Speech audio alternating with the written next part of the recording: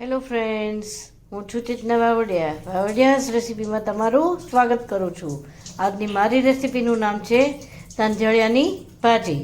તો શરૂ કરશું આપણી રેસીપી. સૌ પ્રથમ આપણે એક લોયામાં 3 થી 4 ચમચી જેટલું તેલ મૂકેલું છે. તેલ ગરમ થાય એટલે હવે આપણે તેમાં ઝીણે સમારેલી લસણની કટકી લેવાની છે.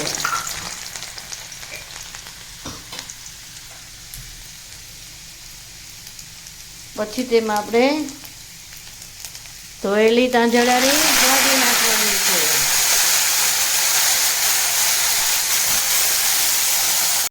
હવે આપણે તેને મિક્સ કરવાની છે.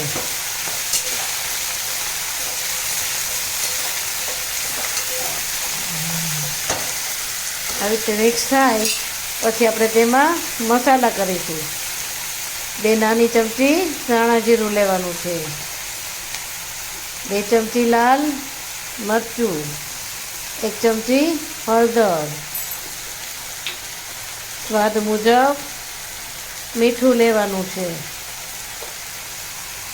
ઉપરથી થોડું પાણી નાખવાનું છે. હવે તેને મિક્સ કરવાનું છે.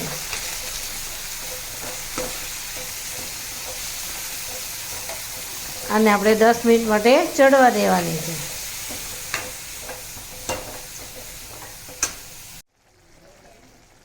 હવે આપણી તાંજળિયાની ભાજી તૈયાર છે. આપણે તેને સર્વ કરીશું. તો હવે આપણી તાંજળિયાની ભાજી તૈયાર છે. મારો વિડીયો ગમ્યો હોય તો તેને શેર, લાઈક ને સબસ્ક્રાઈબ કરજો.